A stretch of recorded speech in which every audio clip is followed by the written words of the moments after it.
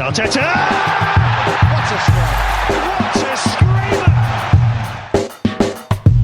Zola! What a fantastic goal! Arsenal back in it! And here's Limpar, lines it up, finds the net. Arsenal in front. The first question comes to us from Twitter, and it's asked by Major Pain in the Ass at Pain in the Ass 77. Can we get rid of these stupid cold opens that Elliot does? Here's our answer. No! This is the Arsenal Vision post-match podcast. My name is Elliot Smith. You can block me on Twitter, Yankee Gunner. Okay, I made that one up, but we have real ones coming because this is your May mailbag. Ding, ding, mail's here. Mailbag episode coming in. We're going to answer questions you sent to us on email, Twitter, Facebook. So this is going out, as you can tell, because you're listening to it on the regular podcast feed, and we're thrilled to be doing it. I know we mentioned that we're going to have a Patreon mailbag out, and you know what I realized? We want to be able to make sure that a lot of the topical and important stuff is available for everyone to listen to. Of course, we also want the patrons to know how thankful and appreciative we are there. So how about we just do both, which is exactly what we're going to do. We're going to answer your questions that you sent in through the regular channels here in this episode. And if you are enjoying this episode and want it to continue, it will, because over on Patreon, there will be a part 2 to this mailbag episode with additional questions you sent in from patrons on Discord and Twitter and email and so on and so forth. So everybody wins. Everybody gets hashtag content. The only downside are the people providing the content. And that is Paul. You can find him on Twitter at PosInMyPants. Hello, Pos. Woohoo. And Clive. You can find him on Twitter at ClivePAFC. Hello, Clive. Hello. Hello, indeed. Okay, Clive, I'll start with you, and we'll just start with the big one. A lot of questions about this, but we'll ask Marcus's coming to us on Twitter at MSH141180, which is, I assume, his bank account PIN or the password to his email, so or his Twitter, so you can try it, MSH141180. He asks, quite simply, what are your thoughts about Raul and Vinai's interview? Oh, wow. That is the question. Well, the better question is, can you answer that question in 5 minutes or less? Yeah, that's going to be tough, right? But I'll give it a go. I'm going to talk quickly. Well, obviously, I've been one of many people who have been asking for more communication. So, Tick, the club have done that, and they've done it really, really well, in my opinion. It's not often you see the level of depth of explanation. It's not often you see organisation charts. I've never seen that anywhere, at any football club. And talking about the model, talk about how it all interacts, talk about roles and responsibilities, and talk about the goals and the targets for this year. The main target, well, a couple of targets really. One was to integrate the coaching staff into the club, and then they spoke about their opinions on Unai, for example, and how they loved him and do it again. And I can hear everyone clapping. Absolutely. No one disagreeing with that. And then we had a situation with the top four. And obviously they spoke about not reaching the top four via the league, but confidence in the top four via the Europa League. And I think the first half was all about Vinai, and the second half was more about Raul. And I think it's very interesting seeing their dynamic, how they work together and how they split themselves most naturally. Vinai seems to be much more about the finance, the brand, the overall perception. He feels like the guy that provides the higher level mission statement and protective state financially for the club and brand wise and revenue wise. I think that how that feeds into the sporting side. But it's actually, I was actually thinking on the first half, Raul was pretty average. I'm thinking, crikey, what have we got here? But that was massively dispelled in the second half. And if anything, we should care about the guy's head of football more. And absolutely, I thought he was excellent. I thought he was authoritative. I thought he knew about his model. I know it was a little bit big four consultant speak, but it absolutely resonated with me, what they're trying to do, how they're trying to create a model that will be there beyond the manager.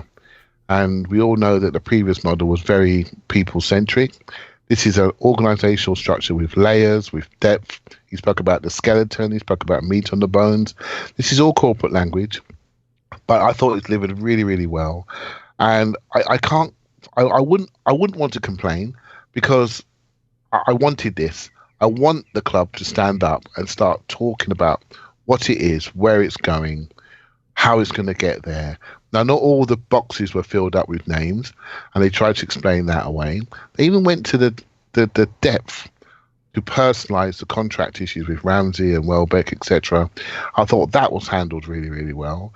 There's still enough room for people to have their I know a bit more opinion, and still enough room to make sure that the people, that Ramsey in particular, was lauded for his attitude, professionalism, to make sure as he's walking out this door, no one can say that Arsenal have mistreated him. We all know how negotiations go, and I'm sure there were some low moments during negotiations, and I'm sure the club could say a lot more about what happened over the last 2 years. There was a nod to the old regime and how things are allowed to slide, and I do feel, in particular in Ramsey's case, he's almost the totem pole for a new Arsenal and how this is not going to happen. And they almost had to sacrifice somebody to really show everybody else this is a new world. This is how we're going to operate from now on in. And that's painful for the people that like individual players. But from someone like myself who really wants to see the club progress, I think it's a necessary evil. And there's a couple more we need to do. Do you see what I mean? To really turn the page. Yep. So I was really impressed, and it doesn't matter whether you believe it or not, because the actions will come up in the summer. How we have the technical director in place, and how we buy players, and what level of players we buy, and how we sell players, and how we operate. That's to be defined and in the summer, and then we'll see the tangible results. But from a purely communication point of view, I was really impressed and pleased to hear what I heard. Paul, what about you? Do you echo Clive's sentiments, or did you have any reservations from what you heard in the interview? Okay, so I haven't seen the interview. Okay, I'll give you my thoughts then. No, hang on. I do have a few quick thoughts, though. Firstly, I'm on the pod not so much to contribute as it's a really good front row seat to find out what's been going on this week. But on the interview thing, what I'd echo with I wish Clive, I'd known that before I started the Skype call. Yeah, sorry about that. What I'd echo with Clive is we needed to communicate, and we've been a bit quiet. It sounds like we've been very professional in how we communicated it. That's all good. I don't know that I expect much from these things. You don't want them to stink by being so bland and uninformative that they kind of don't commit or communicate a real sense of trying to provide some information. I mean, they can't tell us very much. On the other hand, they could go full Ivan Gazidis and promise to make us better than Bayern in a few years' time. You don't want that either. So they're kind of limited, but it sounds like they've given some reasonable flesh on the bones content, kind of some good filler, and given us an idea of what their approach and strategy is. Of course, it's all words, and it's about execution. It sounds like they've presented them well. The Ramsey stuff makes me really, really, really, really sad. But I thought it's telling, professional and classy of the club that they've left the Ramsey story as Ramsey's a good guy. He's not the good guy in the story because we had to make our own decisions, but it was quite clear that at least they wanted to communicate that Ramsey was very serious about staying, but they took it upon themselves to make this decision, and they owned it. And I think you can make a reasonable case as to why, depending on the monies, it was the right thing or a brave thing for the club to do. And basically, I'm okay with what they did with Ramsey. It still makes me really, really sad, though. Yeah. Yeah. That's my takeaway from the little bit of details I got. Glad they did it. It sounds like they did it to about the level you can do it in terms of communicating. We've been a little too quiet, but the proof's in the pudding. Yeah, look, I think there are a few things here. First of all, someone on Twitter made the point that, like, people want the club to communicate. Then when they do, they kill them for it. Like, you're hypocrites, can't have it both ways. I think there's an important distinction to be drawn. We do want the club to communicate. That doesn't mean we have to agree with or like what they say. Like, the fact that they're communicating doesn't mean that they automatically get to say whatever they want. Now, by and large, I thought there was a lot of good stuff here. I think it's Flan on Twitter, Flanny Balls, who said that Ivan Gazidis was like a CEO handbook and a copy of 442 got thrown in a blender. And I thought that was hilarious and apt. And I feel that having been burned by Gazidis a bit in terms of all of his corporate speak that meant nothing, I have a reluctance to really care what they say unless there are specifics. So I tried to listen to specifics of this. I thought that the structure they want to put in place makes sense. That part I thought was very compelling. I think with the Ramsey discussion, they spoke to it very well, and I like that Raul said that avoiding final years of contracts is important and that they have to take the decision to sell if they can't get a player to re-sign. It sort of swerves the question of why that didn't happen with Ramsey, but we're never going to really probably know the true full story there. There were a couple of little things that you could pick the bones out of, but overall I thought he sounded competent. I like that he made the point that deadline day is not really the day, and the window is not really the window, but the work is done year round. It, of course, makes it a concern that we don't have a technical director. He addressed that, so that's fine. The only little tiny thing, I thought it was interesting. She asked about how statistics are being used in data and what the role that plays is, especially in light of Liverpool. The New York Times wrote an article this week about how data-driven Liverpool are and how that's been a big stepping stone for their success. And Raul said that, we scout the players and we use the data to help us make informed decisions and not make mistakes. I don't mind that, but what that tells me is you're going and looking at players, and then you're seeing if the data corroborates what you found. And I just hope that the data is also being used to compile the list of players to look at, and then you go scout them to see if the data is right. Because there's a world of players out there right now, and a lot of them are known to everyone.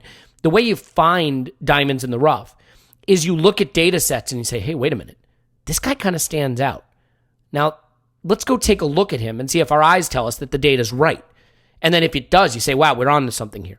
Whereas if you just go scout the players or an agent tells you to go look at, and then you use the data to corroborate that evidence, you may be missing out on a whole set of players that might have jumped off a spreadsheet at you. It's all nitpicking. None of this is bad. It's just sort of a philosophical approach to how to do this. But overall, I thought it was good. I mean, if you want to complain about this stuff, you're looking for reasons to complain because most of it is going to be corporate speak. They can't, give away the keys to the castle. I thought it was very interesting, in fact, that Raul made that point when she said, what are areas you're targeting in the squad? He didn't even want to answer that because he said, if I say we're going for this player, my prices go up. My negotiating position is weaker. If he even said he won't go for a position. Yeah, I know. And that's smart. And I think it's very difficult. I mean, when he touched on statistics, I felt he just touched on it.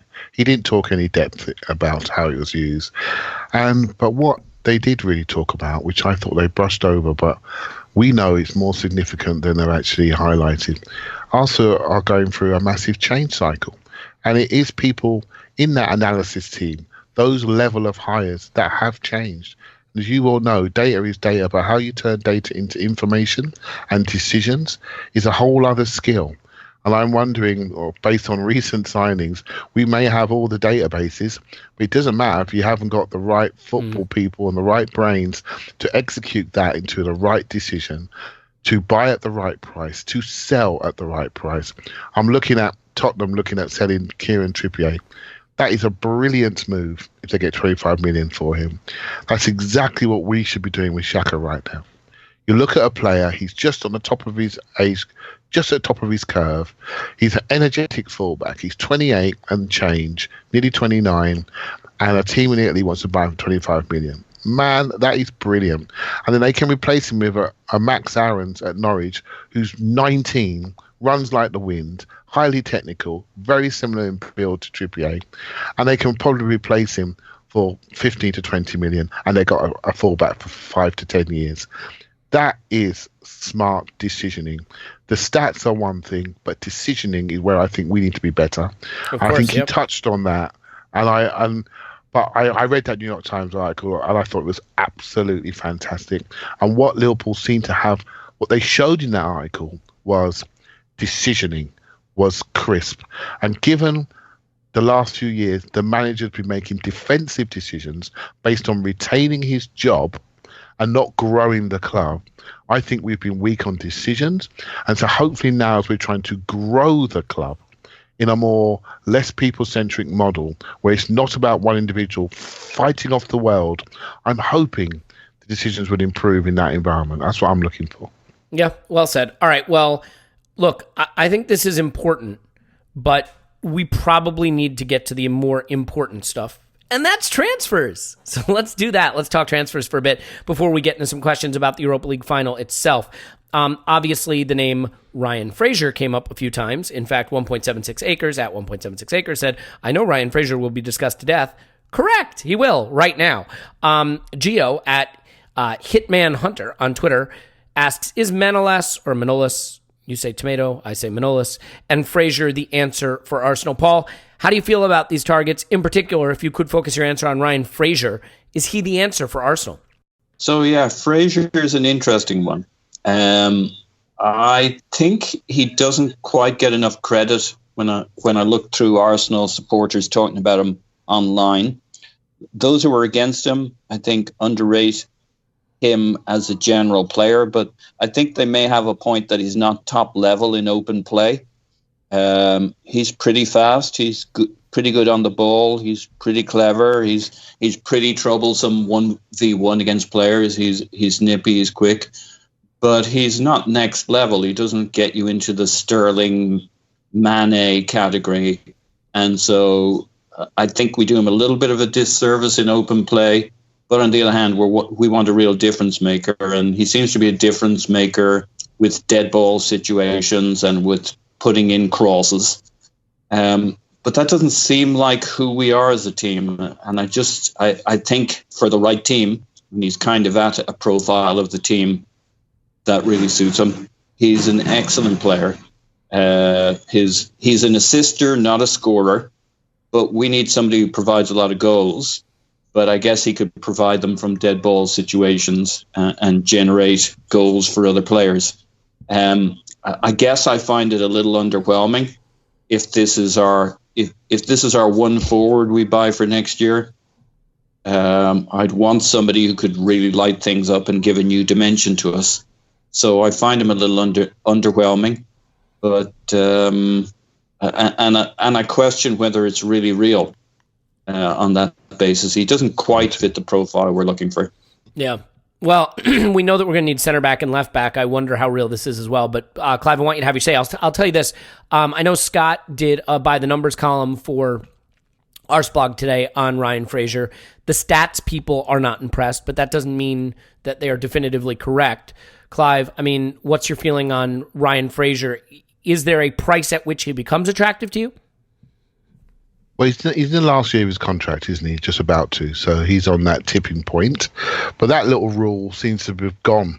Teams are still asking 30 million for people 1 year to go, right? So in the olden days, you could get a player for 10 million of that sort with 1 year in his contract. That seems to have disappeared. The Neymar effect is just trickling down.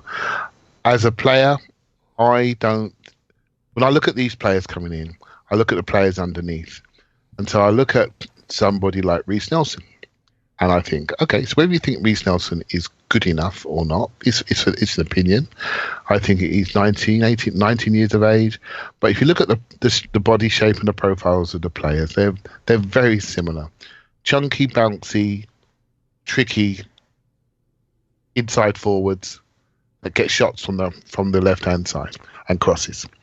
That, to me, is quite close to the profile of Reece Nelson. Now, we may use Reece Nelson in a bargaining chip to go somewhere else, well, to get another player. We don't know. But if I'm a youngster in the squad and I see Ryan Fraser come in, who's almost identical to me after the club have loaned me out for a year, very similar player, sharp sprinter, I'm thinking, hold on a minute, this isn't good, right? So I don't see the gap between Ryan Fraser and some of our younger players being big enough to warrant pissing them off. Do you see what I mean? I really feel strongly about that. I think that's so well put, Clive. I mean, to me, the easiest way to state it is Ryan Fraser good enough to pay money for him to come and keep an Arsenal youth player out of the team? Yeah, and potentially lose that player going forward. And I think, but his assist rate is outstanding. No, now that there's debate about that. You know, okay. I mean, I realize his assist total is outstanding, but if you read Scott's by the numbers column, his underlying metrics are really less impressive, and he doesn't do a hell of a lot else. for example, his pressure regains, his pressure statistics are bad. His off-the-ball work statistics don't look good. So if we want to be a pressing team, for example, that could be a concern. But Clive, I mean, I think we have to look at everything through that lens in terms of our transfers right now, which is, do we have a big talent in that position coming through the ranks? You heard it in the Vinai Raul interview, how the academy is the bottom of the pillar that feeds the top pillar, which is the first team. Does buying Ryan Fraser say to a Reece Nelson, say to a Saka, say to an Emil Smith-Rowe, that this mediocre player we're going to spend $20 million on is going to keep you out of the squad? How do they react to that? Well, they're not going to be very happy, are they? They're just going to It's not Neymar. rebel. They're just going to rebel. And when we got linked to him, I think I watched the Bournemouth game on highlights, and I watched I want to say Chelsea, so I got to apologise. But, of course, when you get linked to play, you start to watch them, don't you? Because you want to get your information in. And I watched him, particularly against teams that that were solid and sat in, and he didn't have the layers to dribble. If the game's broken, he's a dangerous counter-attacking player, really quick, holds his position, looks very dangerous. So he's actually quite good in my eyes, against teams like us who are slow on recovery, don't get back into our holes very well. He'd be a dangerous player if once Bournemouth sat in and they break. But we're a team that has the ball. So we're looking for people to move people with trickery and have layers and really have a bit more about them. I don't think he is that player. I really don't think he's that player. So for me, it would be a no. Okay. Well, let's do this. Then let's get at the crux of that question. And Paul, I'll start with you, because I think that, this sort of gets to where Clive was going with this then. And this is Matthew Miller at MaddXMiller2, who says, which youth/loaned out players can make the squad next season? Chambers, Bielik, Nelson, Nketiah, Willock, etc. Now, I realize that Nketiah and Nielsen and Nketiah and Willock obviously are not loaned out players, but let's just say of the crop. There's the word. Crop. I mean, there's some crap in the crop. There's inevitably going to be some crap in the crop. But of the crop of players that we consider to be sort of the up-and-coming youth players, I think you could throw Saka in there, even though he's particularly young, Emil Smith-Rowe. Which ones do you think not just could make the squad, but might have real first-team minutes in them next season? So my favorites, my instincts in terms of players who can make the step up. Nketiah spent the season with the team, which could mean one of two things given he's so few minutes. He's valued and he's been invested in. He just hasn't had the window to play. That doesn't quite explain all the minutes there, but you would expect in the later part of the season, maybe the last third of the season, he'd start to get more minutes. Unfortunately, as with every season, but certainly Emery's first season, he hasn't had any latitude to kind of take any risks. He's basically played more and more senior players for the important minutes in the later parts of the season, to the point where he wasn't even playing Iwobi, he was playing Mkhitaryan when he had a choice. So he was going more and more experienced with his picks. To be fair, I think as the stakes get higher, that's going to happen everywhere. Like I don't have a huge problem with later in the season. It's the earlier in the season part that worried me a little bit. Yeah. Don't get me wrong. It's a conundrum. I'm not slamming anybody. I'm just explaining. That's my job. Yeah. Why Nketiah could still be an important part of this squad, and they're thinking without it, which doesn't jive with. But he got no minutes, and my belief is Nketiah is a special player with the right mindset, as opposed to a guy with good skills who won't make it, and we've seen 1,000 of them. So he's a strong one for me. Emil Smith-Rowe, another guy, I personally, when I look at him, I say, yeah, that guy's a potential star, and I think he might be the real deal. Now, of course, we're all feeding off scraps of minutes. I mean, you can knock down anybody's opinion on this because nobody's had any minutes at the top level, apart from arguably Reece Nelson, who had a good first half start, or first third start to his Bundesliga, and then kind of disappeared with various issues, injuries, maybe some attitude, late to training. But then he's far away from home, and he's looking at Jadon Sancho lighting it up, and it's a foreign language, and then similarly, his manager has to be very careful with his minutes. So you can find a reason with each player why and what. I think the real ones are possibly Nelson, depending on what they actually think of him in-house at Arsenal. If they think he has the right stuff, then absolutely Nelson can be in the squad next year and contribute. And Nketiah, Willock as a squad player, but nowhere near pushing the first 11 for the midfield. Smith Rowe, I think, is probably still a year early for him. Those are kinds of the ones that I think are in and around. I really think it's Eddie and Nketiah is the closest guy out of the bunch, with Willock as a squad player. So obviously, Clive, I'm going to give you the same question. I think there's an interesting point here that needs to be considered, and it's one of my criticisms with Emery from this season.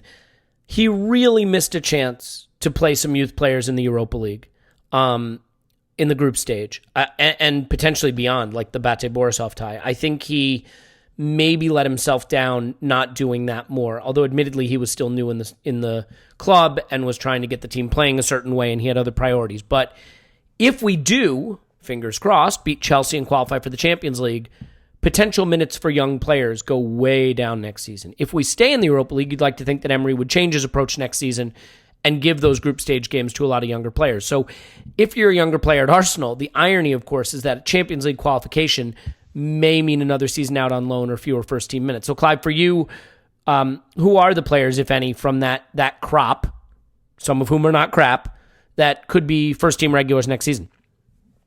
Well, none of them are going to be regulars, right? So, but let's see if they can be additions to the squad. I think the ones with the most personality, who is saying to me, give me the ball, I can do this, has been Smith Rowe for me. If you look at the games he's played, he's really contributed or scored.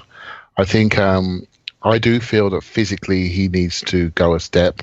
And I think he struggled in games and picked up injuries post first team training, and so he's gone to RB Leipzig and he's just got himself fit. So what do you do with him now? Do you keep him out there for another year because they're interested in him? And I would say I would do that, but I think there's a real player there, and I'm talking about a proper player for Arsenal, somebody who'll move somebody out to make him play. It's just a matter of timing.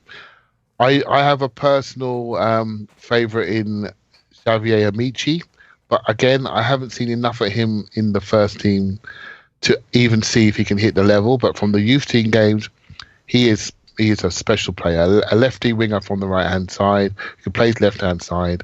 They reckon he's top 3 speed within the club, and that tells me you got potential. Bayern Munich are looking at him as they're looking at a lot of our youngsters, like Tyrese John-Jules, for example.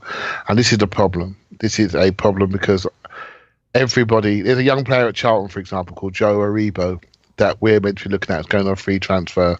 I know from talking to people that the German scouts are all over him, and they'll be all over our players. And if we don't create the room for them, then we're going to be in trouble. And because we do have the best youth in the world in this age group.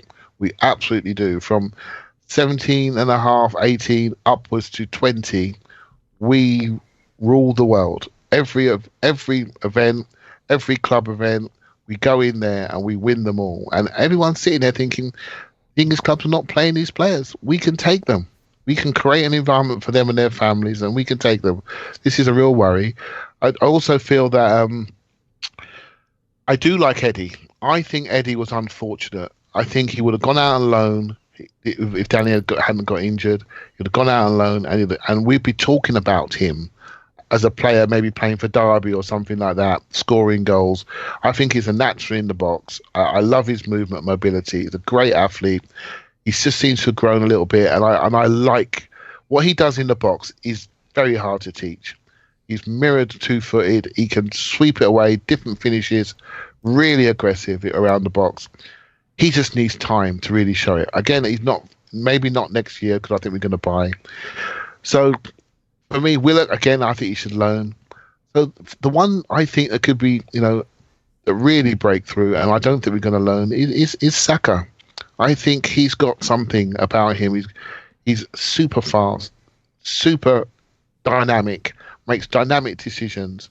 And I think he could be the one that we keep around and give some minutes to of all of them. I just think Amici, I'm not sure about yet. But one of those two, I think, could surprise, where the others, I think, will loan. Yeah, the only minutes we know for sure are gone are Ramsey, right? We have a lot of people we think will sell, but we know Ramsey's minutes are gone. And I think El Neni might go too. And so as much as I think of all of these players, the one who seems kind of the most, not the most meh, that's not fair, but the least dynamic and exciting is Willock.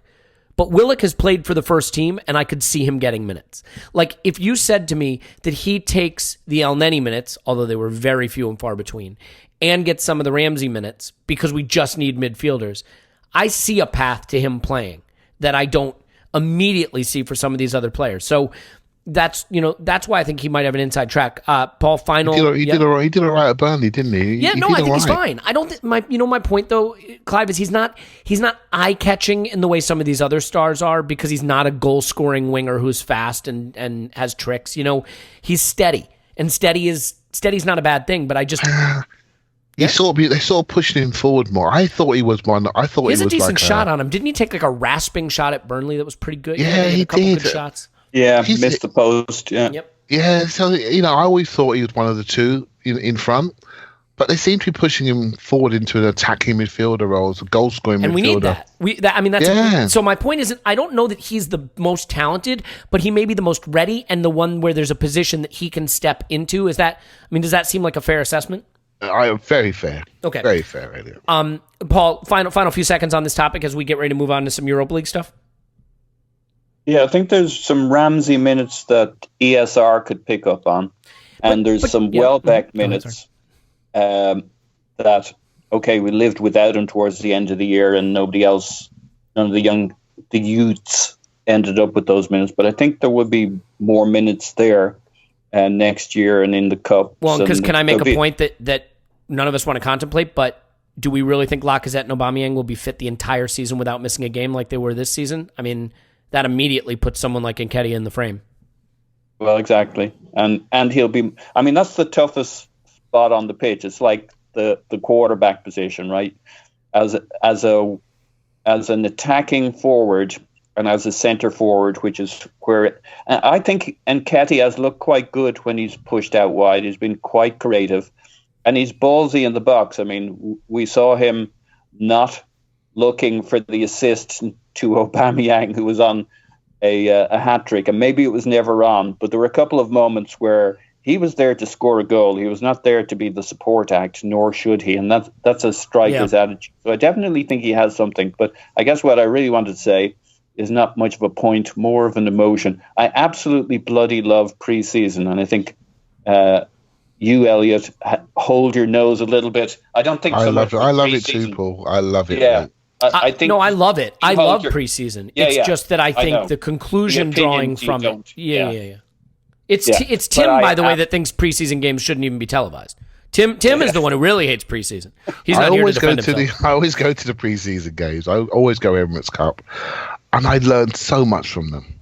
Well, it's almost like you're seeing people in a relaxed way. Hey, and you don't make conclusions. You just can learn if you're really looking. And I think it's really. I think it's great. I really enjoy it. Allow me to invite you to the United States of America, my friends, because Arsenal's going to be over here, not over there. So just something to think about. No, Paul, I agree with you, and I think we were very fortunate this season, to the extent that we were fortunate with anything, that Lacazette and Aubameyang played the whole season essentially. Fingers crossed, long may it continue, and it happens next season. But there's no guarantee, and that would nobody has a great third choice striker, so I'm not killing the team, the club for that, but it would bring a youth player into the frame for that. So let's move on for a second. We're going to get into transfers in just a bit, but let's talk Europa League. And this one comes from a Twitter handle that I love, Ospina flailing helplessly. I've seen some football pundits argue that Arsenal should boycott the final over political persecution of Mickey. Do you agree with that sentiment, or would the financial cost of boycotting the Europa final be too high? Clive, should we have boycotted this game?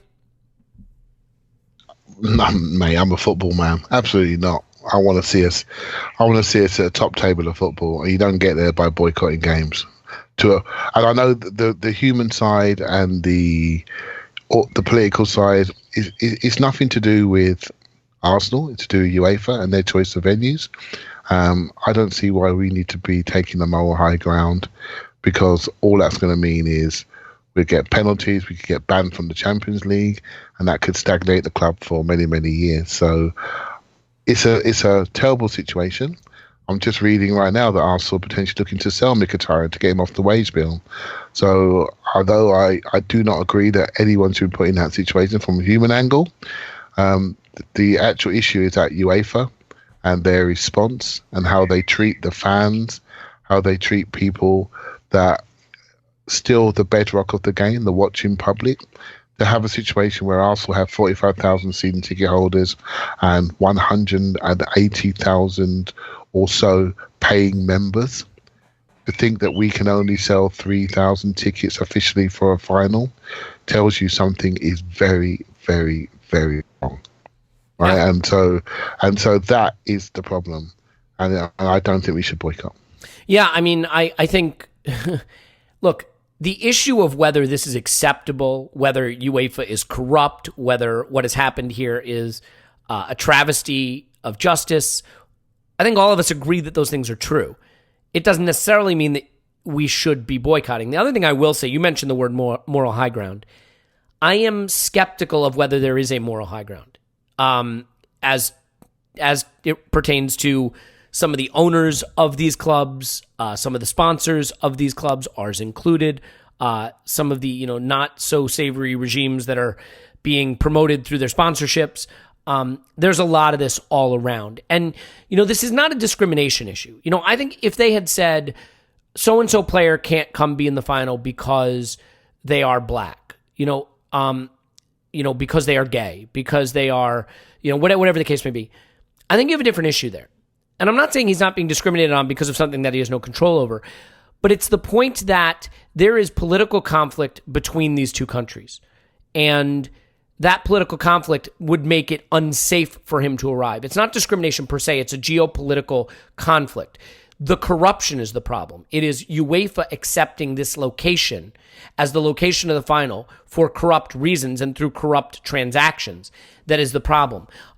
So while I think it is an absolute miscarriage of justice and should not have happened, I draw a little bit of a distinction in terms of it being a discrimination issue. UEFA isn't discriminating against Mkhitaryan.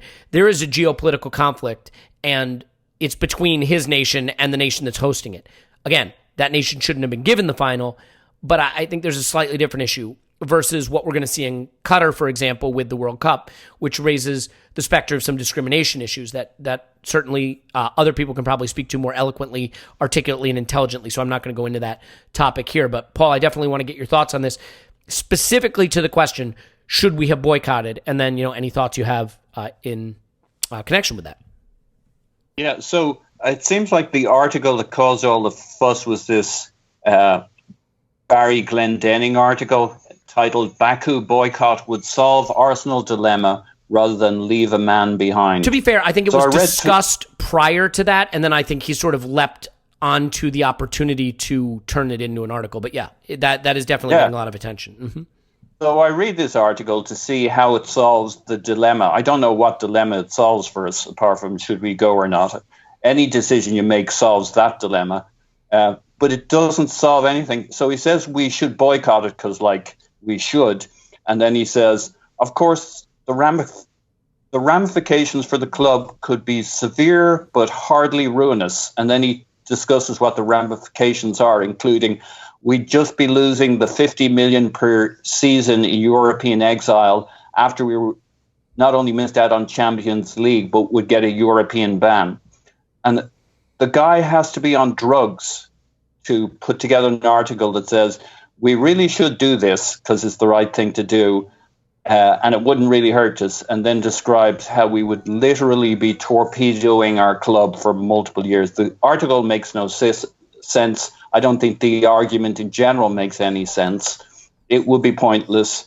And any kind of the problem would be from an Arsenal standpoint, not that we'd ever consider just giving up on the competition, as he's saying, but to do anything in between of making a big fuss is just a massive freak and distraction for the squad, who needs to settle into the idea, we're playing the game, we've got an opponent, there's a stadium, there's some people, we've got to be more intense than the other guys, and we don't need the distractions. So I think it's all bollocks. And from an Arsenal standpoint, they can't even get involved in that kind of dialogue. The decision's been made. In many ways, it felt like it was made a long time ago. Mkhitaryan didn't go when he was at Dortmund. He didn't go earlier in the season. For us, I don't know why he isn't going, and I don't mean that harshly. I doubt it's his personal safety he's worried about. But when I look at where his hometown is, it's just across the border from this place. He's probably a lot more concerned about his family's safety, given the neighborhood they live in. And the tensions that may be there than his own personal safety. But that's just my opinion on I the would thing. say this. I don't think any of us have the right at any point to ever question someone's decision about whether they feel safe or not. If they do not feel safe enough to travel, that is already a travesty, and the game should not have been there. I mean, I think there's a distinction between carry a bag or whatever it is, where you're drawn against that team, and unless UEFA is going to ban an Azerbaijani or an Armenian team from competition entirely, you're drawn to go there, and you have other games you can make it up. But the final is a showpiece. They pick it well in advance. I think the only opportunity for a boycott would have been for Chelsea and Arsenal to get together and collectively in advance have said, we will not attend a final in this location. We are happy to play it at Wembley or another location selected by UEFA, but we will not go there. Because it is unfair to our fans and it is unsafe for our players, and that's not acceptable to us. Because I can guarantee you, if Eden Hazard was Armenian, this would be elevated to an even higher level than it has been. Clive, you want to chime in? Only quickly, because it's a tough one, right? But I do think from Mkhitaryan is probably the most famous Armenian that I know, and basically. Kim Kardashian would like a word. Okay, well, I don't really. There's about 5 Kardashians, so that makes him about the 6th most famous. Yeah. Fair enough. Okay, I don't really. Who are they? I don't really know them, right? How do you do, fellow kids? in Clive's world, man, it's only football that counts, right? So basically, he would suffer pressure at home. He would definitely be targeted, and also. It's a risk management decision. Who knows what that means for the rest of the squad if he's there, right? We just don't know enough. And remember the old Dortmund bus issue that happened? Things happen now with footballers. They're very, very famous. People like to make statements at big events. I think this is something we're going to have to watch in the future about players' safety, players being on the pitch, people making statements. Footballers becoming ultra famous, and they're becoming targets. And I don't think this is something we're going to be talking about for many, many years. Maybe not about this sort of war-torn situation, but there'll be other situations regarding race, religion, things like that. Yeah. I do feel this is where we're heading, because the world is heading this way. Right, and we're becoming a lot more divided rather than united. So, and I think football and sporting events potentially could be a point where people want to make a point, and that really does concern me going forward. Yeah, it's a worry, and it's unfortunate. But I want to make sure I'm clear about something too. Saying we shouldn't boycott doesn't mean we think that UEFA aren't an absolute disgrace here. So I don't think any of us are saying that what UEFA has done is cool, but it is what it is. And I do agree that we have to go play the game. And I do think it will impact the game, because I think Mkhitaryan would have played, and he has scored in a Europa League final before. So let's talk about the game specifically. Paul, I'll start with you. Ashish Shrivastava. I think I've done that right. Ashish Shrivastava. Well, got it the right time. First time. Shrivastava at Arsenalism 13 asks, what would your starting 11 for the final be? I would definitely be in for that guy. He's probably about 30 million at the moment. Ashish Shrivastava? Yeah. Well, I'm sure he's a wonderful footballer. He looks quite fetching in his Avi, but what would your starting 11 for the final be? Currently trying to YouTube him. I think we go I mean, I don't see any reason why we're not going to go basically 3-4-3. Ozil, the two forwards ahead of him. Maybe Iwobi doesn't start. Xhaka, Torreira midfield. Kolasinac, Ainsley Maitland-Niles as the wide forwards. And our three centre-backs, Koscielny in the middle, Socrates to the right, Nacho to the left. And a potential change in formation to get Iwobi into the mix later on in the game, depending on the intensity of it and how Ozil's doing. I mean, putting pressure on Jorginho is going to be a big job for somebody. And I think Emery will have spent the last week to 2 weeks working with Ozil to tell him what he needs to do to be a presence, while combining with Lacazette dropping onto Jorginho or Aubameyang. But my guess is that I think Welbeck will be on the bench and probably also Iwobi, but that's my guess. Yep. I mean, I think that's pretty hard to argue with for the most part. I mean, you can name 12 players on the bench, I think I've been told, so they're all going to be there. They'll all be there. They'll all be there. Clive, who's your starting 11 for the final? You can't argue with that. We haven't touched on the goalkeeper situation. Well, I was just about to say, I mean, the argument comes down to one position, doesn't it? It does. It does. But there are scenarios I could throw up, right, just for debate. The goalkeeper situation, I would go with Leno. I'm sorry, this game is too important.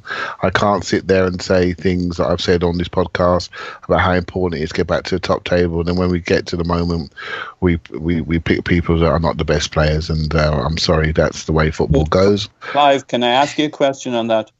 Mm-hmm. Okay, so while I would basically agree with your logic, but do you actually think if you were Emery, the Arsenal manager, in that situation, in the squad, all the human aspects, as a coach yourself, right? You know what it's like working with these guys, working in training. You've had Cech basically dedicate his season to this, and you know that he's committed to this, and that he's worked with that defense, the midfield, etc., and that they've been part of something in terms of the mentality towards this game. Yeah. Do you really think you'd turn around at this stage, despite your footballing? Yeah, I know, Elliot. You're another utter evil bastard. Yeah, fuck Cech, nice. Play Leno. No, I'm not. So I just think because of the enormity of the game, but I think Arsenal will play Cech, and I wouldn't cry myself to sleep over it. Would you? Would you? I'll give you an example. Actually, I've got a real life example. I had an Eastern England Cup final recently, and I've got two very good goalkeepers. One of our goalkeepers broke his wrist a few weeks before, was coming back to fitness. I split the games between them. Another one of our goalkeepers, very front-footed, very good with his feet, very aggressive, and we were playing a very fast team. And I made a call to play the second goalkeeper, and it was very upsetting. It was very upsetting, but it was the right thing to do for that game. Somebody that could come out. What about the 10 other players? I mean, it's a collective, right, Clive? I mean, when you make a decision that hurts the 10 other players of the whole squad because you care about the feelings of a guy who's retiring from professional football to go play for the or work for the opposition, I'm sorry. I am not starting a guy who would be equally content with either outcome. If he's not going to be gutted losing this at full time, I don't want him starting for my team. That's my opinion. Yeah.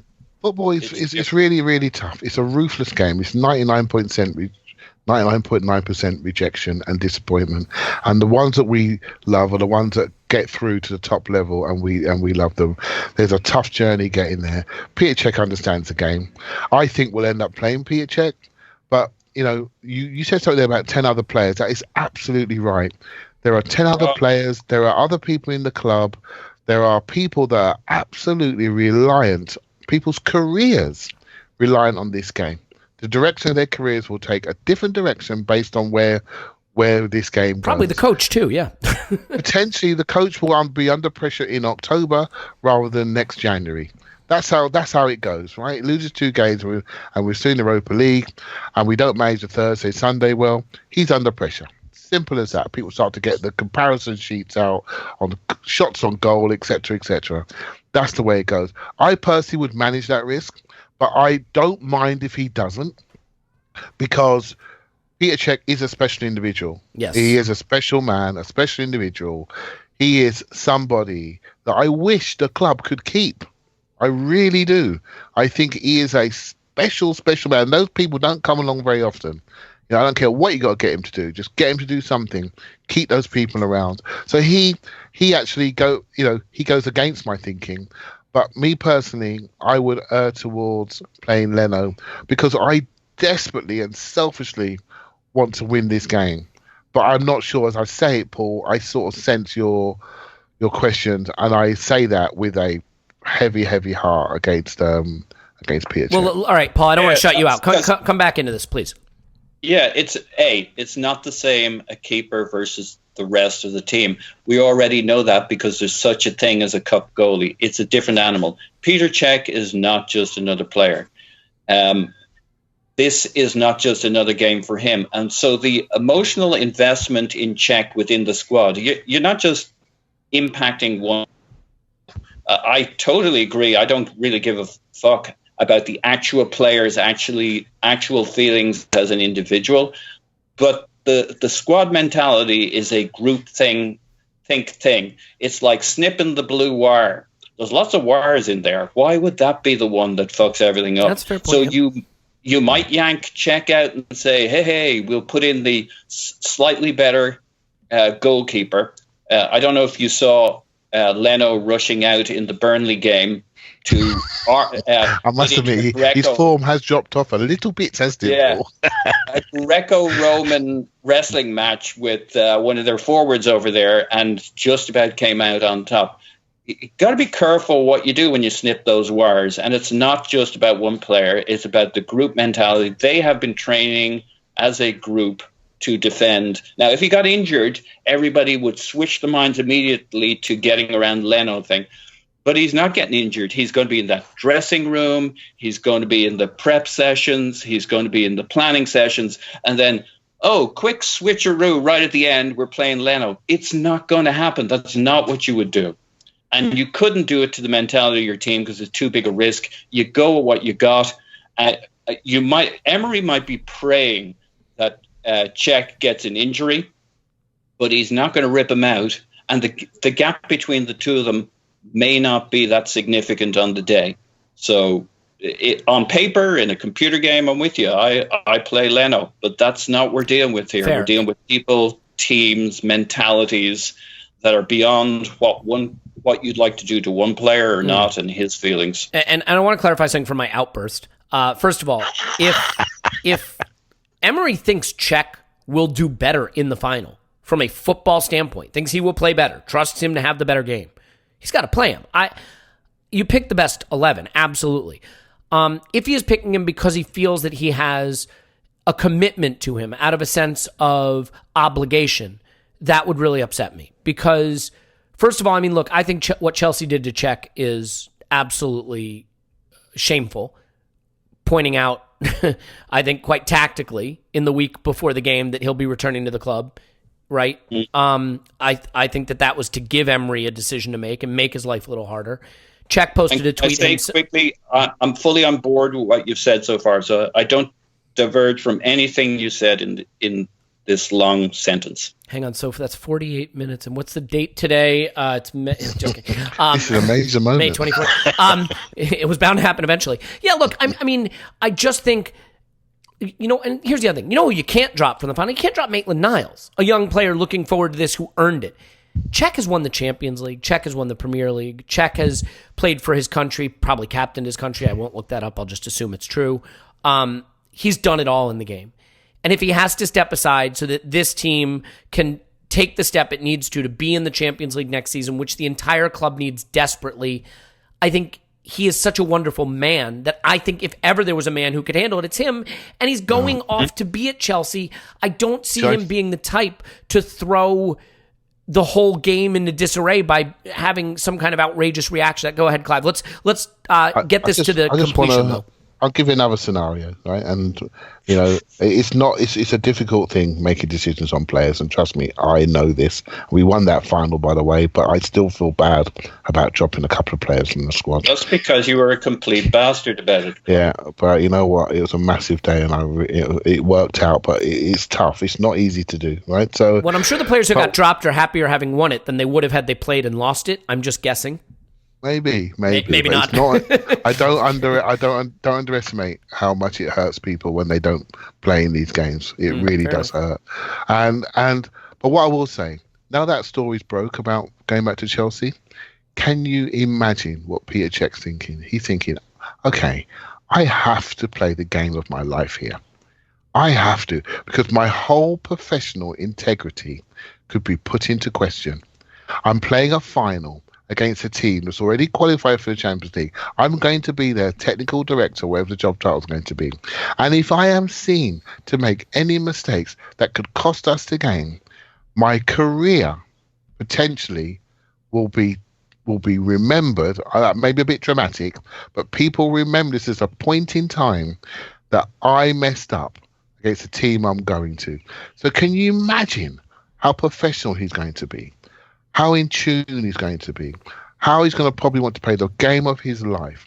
And he's already won Chelsea Champions League. We all know he was man of the match in that final of 2012. So I'm giving you another scenario, which and that's talking about the man that he is. I think he will want to go out with a massive positive. It's a fair point. What I will do versus what the club will do versus the man. The man, I think everybody would agree, is a special class act, special guy, as good as they special come. Guy. So we should maybe dive into that.